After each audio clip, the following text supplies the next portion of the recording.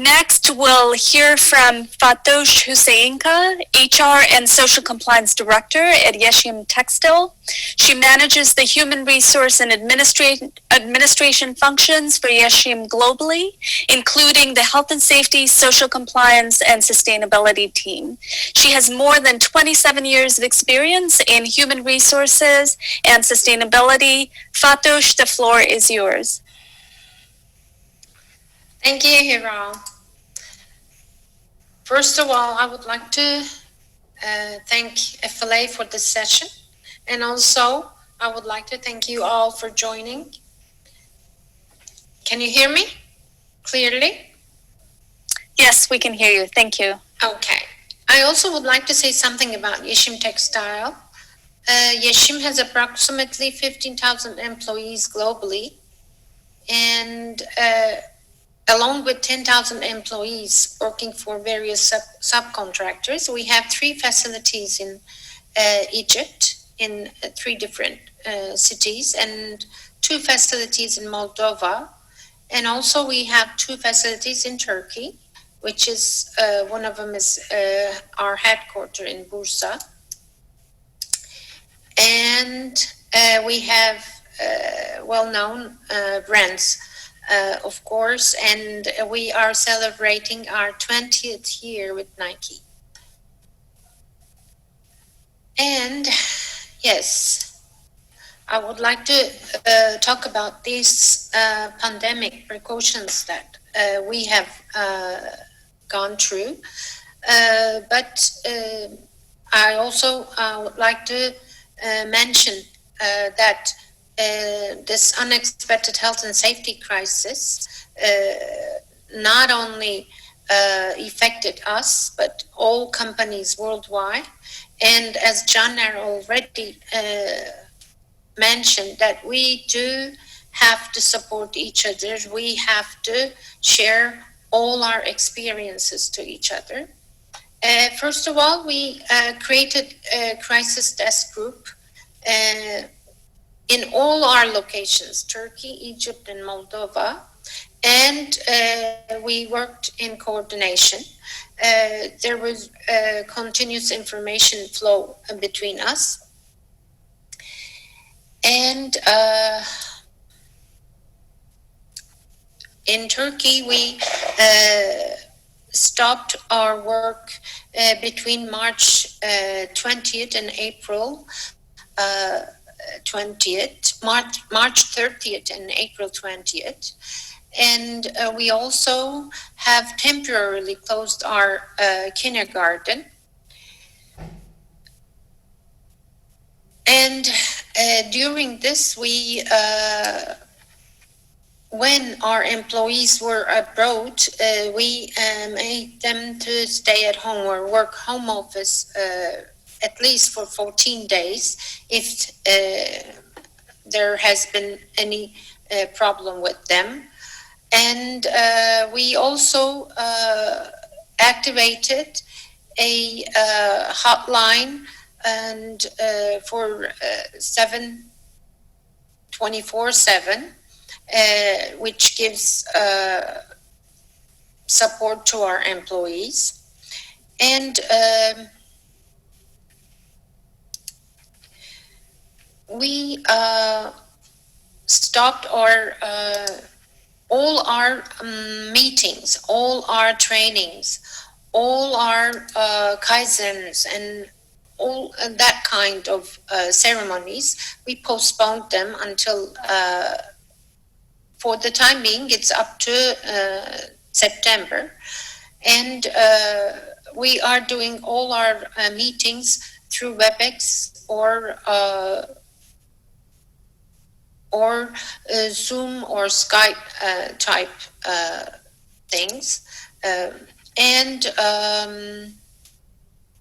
we also, employees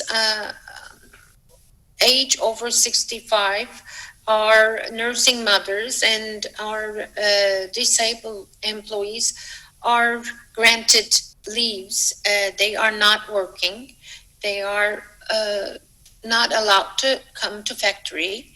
And our HSE team did the risk assessment and emergency action plan. We updated our emergency action plan. Is it okay?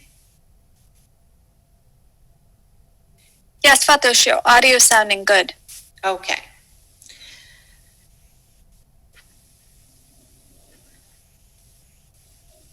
And information is very important, I think. We informed our employees. We gave all the precautions that we have taken, and we had brochure and all the preventive measures that they should also take care. We spread all over the brochures and posters all over the factory, and we also have our video going through our cafeteria, our canteen, all these training videos for COVID precautions. And as I said, this hotline 24/7, and or our social compliance team was all over the field. Next slide. And shuttle bus is very important at this point, and we reduced the capacity of shuttle bus 50%, which we are still going exactly same, and everyone travels in the same seat. All seats are numbered, and employees are registered. Our employees using the shuttle are monitored daily by checklist, and also the vehicle drivers. Non-registered personnel are barred from using the shuttle bus, and mask is mandatory. And we also have disinfections, entries and exits of the shuttle bus. And shuttle buses are also cleaning every day. They are disinfecting 3 times a week, but they are cleaning every way. Next slide, Carol. And yes, I think I already have mentioned about this slide. Next slide, please. And I also should talk about the entry of the factory.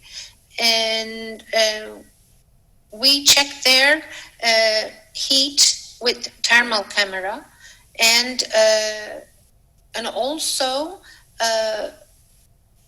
whoever has a high temperature goes to our healthcare center and taken isolated with our doctors, and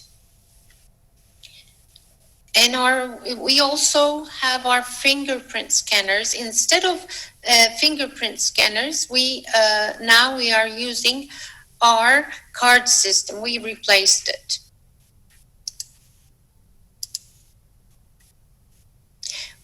Also, our suppliers and visitors are restricted to factory entry unless it is mandatory. The temperature of the visitors are also measured, and they have to fill the health assessment before the entrance, and it is reviewed by our doctors.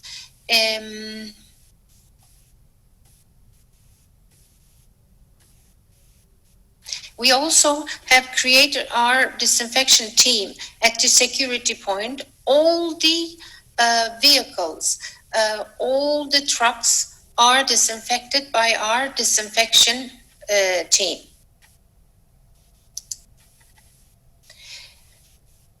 Next slide. Yes. Our garment department, our sewing department, was working one shift previously. Now we make it double. We doubled their shift so we can easily manage the social distance. And we tried to reduce the risk. And our garment production areas are disinfected daily. We of course, mask is mandatory. We have evaluated our offices according to health and safety rules, and we are accounting the number of employees as room surface square meter. As a reference, we are considering the area of 4 square meter per person and 12 cubic meter of air. And we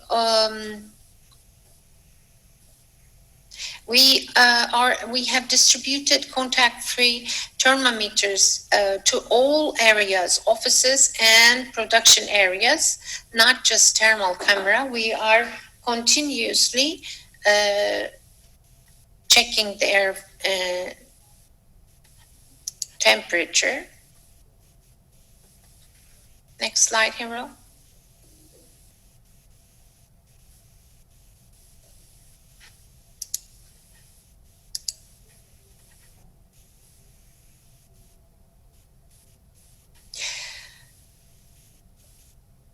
No courier services, no florists, no food delivery, none of them are accepted in the factory.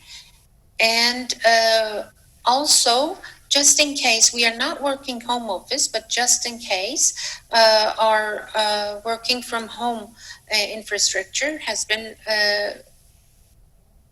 set by our IT department. It's ready to use. And of course, mandatory masks. As we said, masks are mandatory. And since we are a textile company, we are distributing our own masks to our employees. And 1.5 meters social distancing rule is we designed every place accordingly, and our lifts are closed, except freight lifts.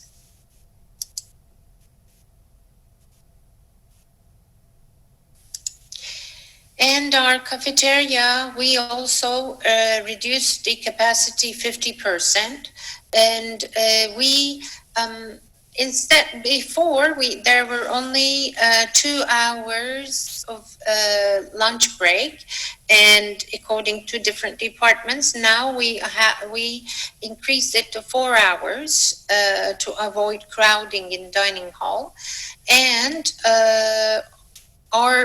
we differentiate our food according to our dietary service in our healthcare, and we tried to use one packaging stuff, every packaging tools for each person. And I don't know if you will be able to see this transparent separation in the tables, on the tables. We installed it, and only two person can sit in one table, and of course it is separated with this transparent tool, and all our tables are cleaned with 90 degrees steam tool.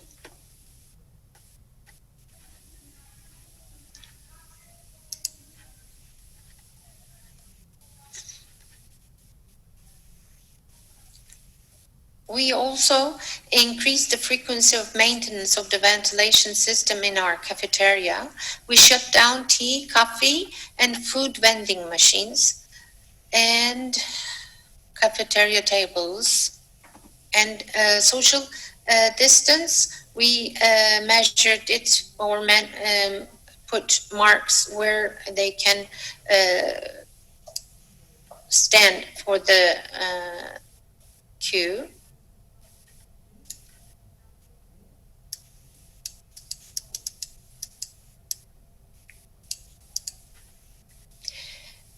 Hand disinfectants are placed all around the factory, but we also put in the entry and the exit of our cafeteria also. And cleaning frequencies, all areas requiring hygiene were increased. Additional cleaning personnel were provided for this. Dressing rooms are disinfected every shift changes. Our company doctors also make internal audits, but we also increase the frequency of these, such as cafeteria, canteens, and started to inspect according to COVID-19 risks also.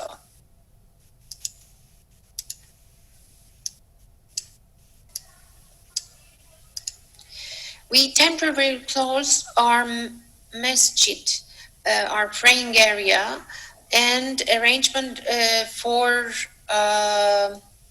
Friday prayers in open field. You can see on the left hand of the photo, according to the social distance. We also temporarily closed resting rooms and libraries. We defined smoking areas by painting markers according to social distance.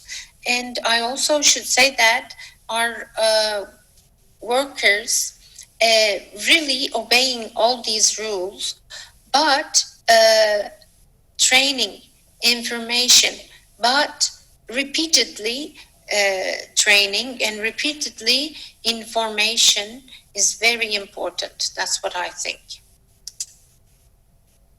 We also have temporarily closed the daycare in Turkey.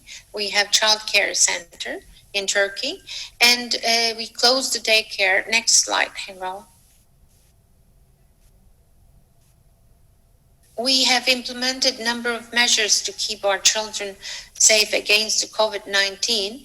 When COVID-19 is taken under control, we plan to put our daycare back into operation. We rearranged the class capacities according to social distance rules. Now we are having 10 children in one class. We are going to have, that's how we are prepared. As soon as our children enter the factory, their temperature will be measured and recorded every 4 hours. And each class will be arranged to spend time with their own group only. Our children with infection disease such as flu, colds, will not be let into daycare until they get better. Each class will take a break and dine with its own group. None of the groups will be in touch with each other, and classes will be disinfected twice a day when our daycare will open. And we are planning to open it in August probably. But we also have prepared special masks for our children. And also our health care centers, our HSC team both informed our employees on the field and made them aware of all antivirus methods. And they made people who took their personal precautions feel safe instead of a fear and panic environment, because this is also important, we thought. Health of our employees are checked on a daily basis, and no-show employees are followed up very strictly. And because we want to know the reason that they're not coming to work, and if they have any symptoms, then we send them to hospital to take the test. And after that, we start to affiliation. We start the affiliation process. But since we already have our shuttle buses, registered, and our cafeteria is very well followed. We are following employees in every place of our factory. It is much more easier to do this filiation process, and we are also very closely working with provincial health directorate.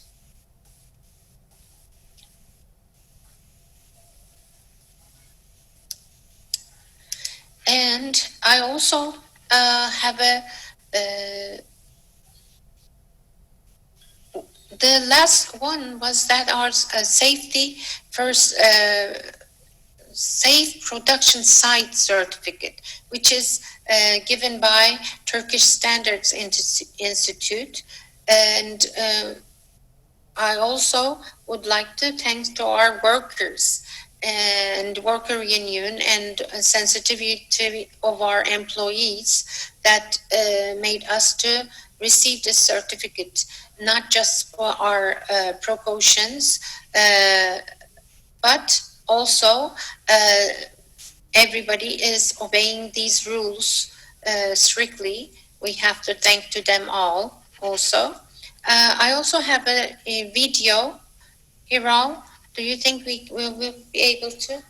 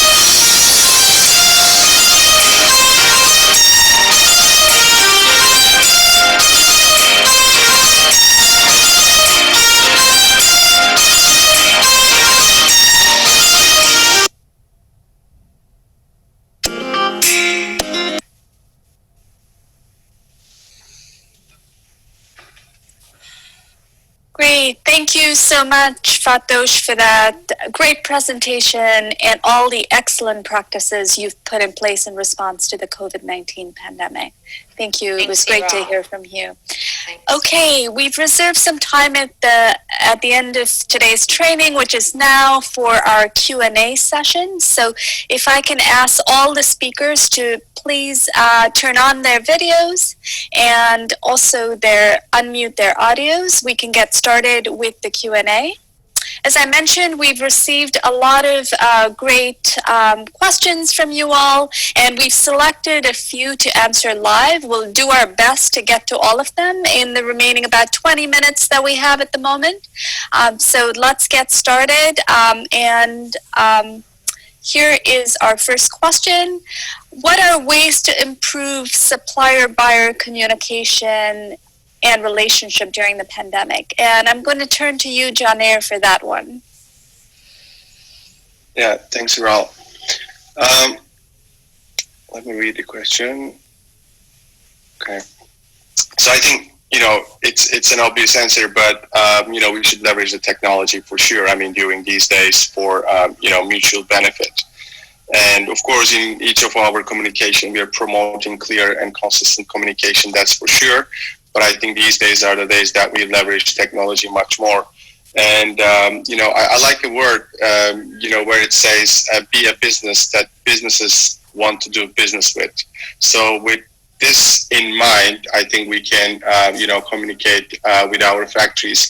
But more important to this question, I think, rather than buyer to supplier communication, I personally think that we should increase, supplier to supplier communication as well. And we're trying to find new ways to really,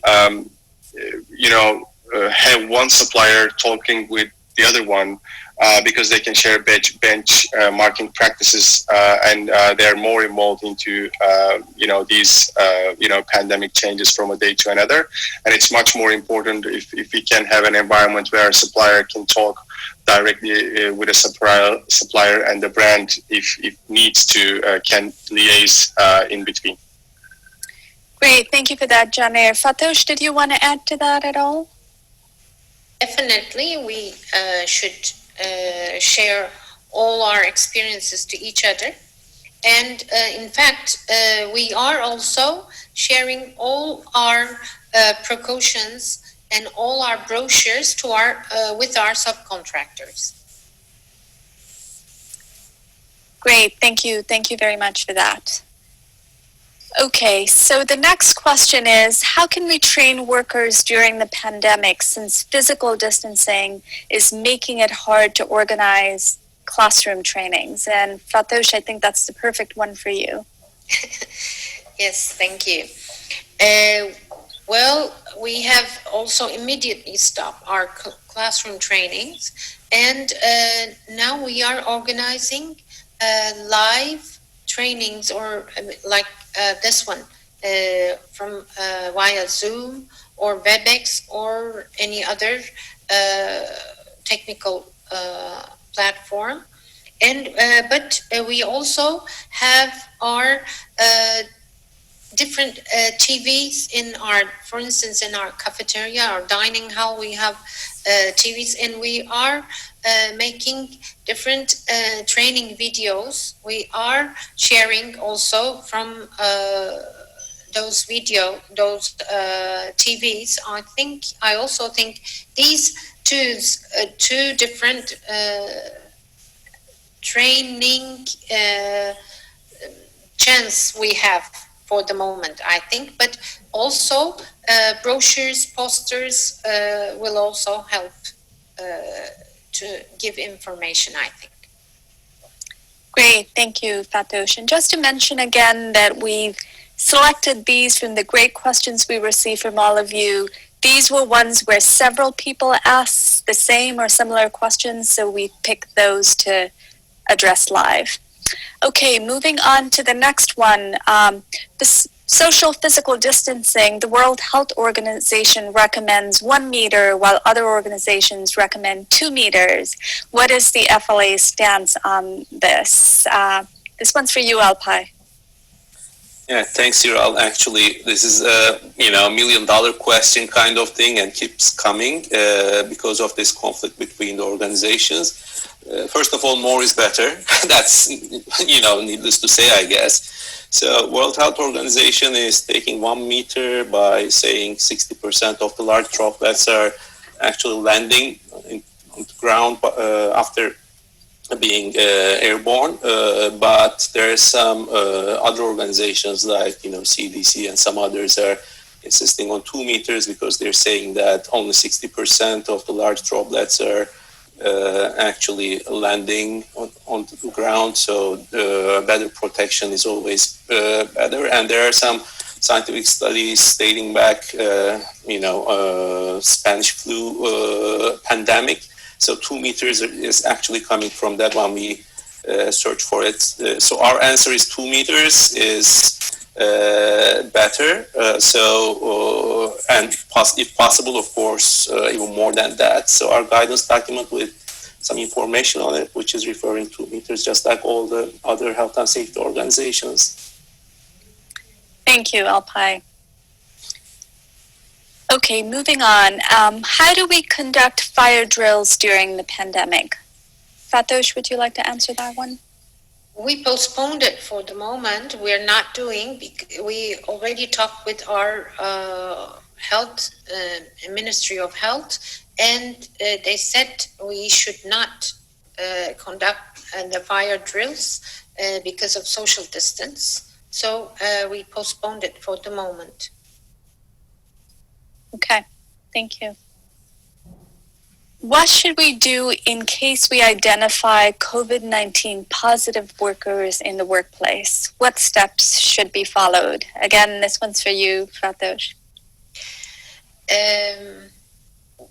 We have an isolation room for the beginning, and as soon as if there is a symptom, one of our employees has a symptom, our doctors put them in our isolation room, and then they send it to hospital for test. And as soon if the test is positive, then we start affiliation process, whom they have traveled with, whom they have had coffee break, or whom they are working with. And with isolation process, we then they at least 14 days isolated, quarantined at home, and whenever they are back in negative tests, and they can come back to work. This is how our process is, but we are following them in daily basis also. Okay, excellent. Thank you so much. Okay, the next question is, which types of masks should be used? Alpay? Yeah, thanks, Ural. I think we briefly touched upon that one. The difference between masks and respirators are quite obvious. The masks are never intended to protect someone from the outside conditions, but respirators are designed to that way. But there are some, although their design purpose was protecting the outside from the wearer's risk. Recent studies show that actually surgical masks and the cloth masks are providing a certain level of protection. So we are asking for having a risk assessment to understand if there's a need for use of any type of masks or PPEs in the workplaces.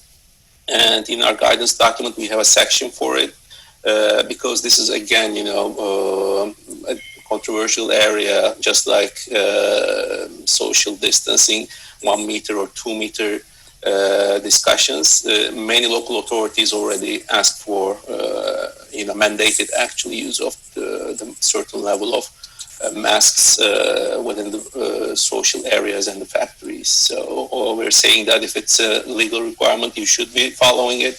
If it's not, you need to conduct a risk assessment to identify if there's a need for it. in any case, using some sort of protection, cloth masks or surgical mask, no harm for it, and you can do that. Helpful. Thank you, Alpay. Okay, the next one. Are there any plans for remote audits without physically visiting factories? Caner, would you like to take that one? Yes, there are. But actually, my vision is not to have any audits in the future. Hopefully, we can reach to those days and there is no audit needed. But of course, we have started similar. We had a couple of ongoing pilots right now about remote auditing, but that had started before COVID practices. It has nothing to do with the COVID-related practices. But as I said, I think we should, as an industry overall, we should really target the days where there is no audit in the future. Okay, thanks, Caner. What needs to be done for raising awareness among the community where our factory is located? Fatoş? Well, since most of our workers are from the area where our factory is located, I think that the training and awareness that we are giving to our workers is very helpful. But we are working very closely with the with municipality and healthcare centers close to our factory, and we are granting masks and also live trainings with them. We are sharing our experiences with them. Thank you. The next question is, how can we maximize our efforts fighting COVID-19? Is there any platform for sharing experience or good practices? Caner, would you like to take that one? Yeah, sure. I think we have addressed this probably in our presentation as well. We, as Nike, has prepared a guidance for our factories, which can be a good platform for sharing experience and good practices. And what I would recommend for other brands is to connect their, suppliers. Just be a liaison in between, because it's really helpful. And with the digitalization efforts, with the technology, I think that's the best way nowadays to share experiences and good practices. Excellent. Thank you so much. Fatoş, would you like to add anything there from the perspective of your subcontractors or other suppliers in terms of your communication for sharing good practice? Yes, we are already doing it, and it is very helpful for them also. And our brands are also sharing us with their experiences, their good practices. We are also sharing among our factories. We have faced this COVID before Egypt. Turkey and our Turkey factories faced this COVID before Egypt, and we shared our experiences with them. But Zoom is or WebEx is or online seminars, online sharing is one thing, but maybe there will be a mail group or something like that. Maybe we can arrange something like that to share with each other. Great. Yeah, I think we need as much communication as is possible to have at this point. Yeah. Yes. Exactly. Thank you, Fatoş. Thanks. And then the final question I think we have from the questions we selected, what screening methods can be followed at the factory entrance? And maybe there are a couple more. We'll see. What screening methods can be followed? Fatoş, could you speak to that, please? Yeah. As I mentioned, we have our thermal camera in the entrance, and we are following it with our nurse.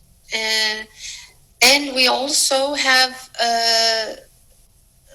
other fever measurements tools, but what else can we have? That's all we have. And also we have assessment for our visitors, so that we know that if they already have any fever or have any came from abroad, or any relatives had this COVID-19 or corona issue. That's all I can say. Great. Thank you so much, Fatoş. That was very helpful.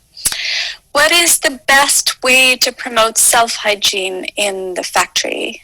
Another one for you, Fatoş, if you could speak to it. Thank you. Training, I should say. And even though we train our employee very often, they sometimes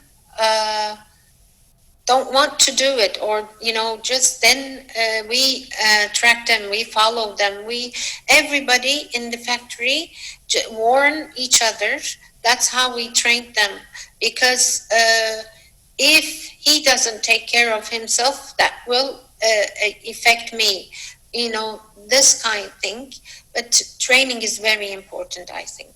Training and awareness. Great, thanks a lot. What should we do in case workers refuse to follow COVID-19 related health and safety practices in factories? Another one for you, Fatoş. Yes. We have disciplinary committee. Well, we already had it, but we announced that the rules, these are the factory rules. In fact, these are the rules that been announced with our Ministry of Health, and most of the rules. And you have to obey these rules. Everybody has to obey these rules, and we have to be we have to show them as managers, as supervisors. We have to show everybody that we are sample of you. I don't know how to say it, and but if they refuse to obey it, we warn them once. Please take care. Please wear your mask, and try to do everything to try to talk them. But if not, then we send them to our disciplinary committee, and they get written warn about it. And in fact, I should say that really helped. One employee, 3 employee, 5 employee, and then they thought that because we are always talking, even in disciplinary committee, they are talking that all these rules are for their own safety. Great. It really helped us. Thank you. Thank you for that. Okay, unfortunately, we are almost out of time, and we've received, as I mentioned, many questions. So we're doing our best to figure out how to respond to those. I see a lot of questions coming in. Unfortunately, we won't have time to get to those today. What I did want to end with is a final thought from each of our panelists. It would be great to hear a final thought from each of you. I will mention, as I give them a minute to think, that we will be sending the guidance document along with a recording of this webinar in the next day or two, so you can expect to receive that. And I think there'll be a lot of additional helpful detail in that document for you.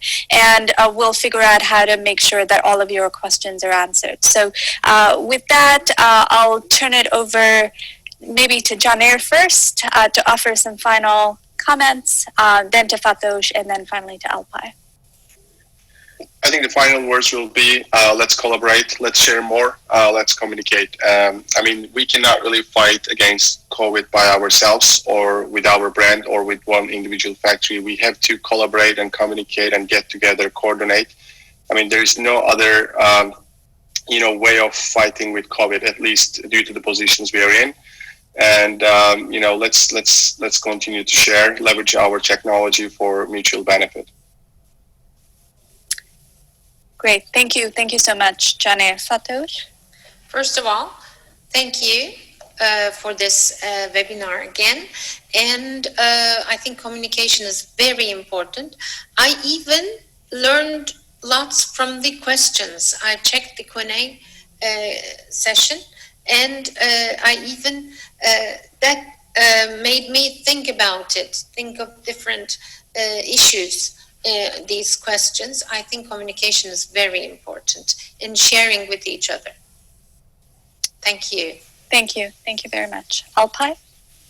Thanks, Hiral. Yeah, I think collaboration, solidarity, these are the most important concepts, not only about health and safety, but also the labor side of this crisis requires a lot of discussions like this, as we already know, but it's more complicated because health and safety is mostly universal. Effect of a disinfectant is the same in Bangladesh and same in Turkey, same in US, but lockdowns, compensation, everything requires a lot of different approaches.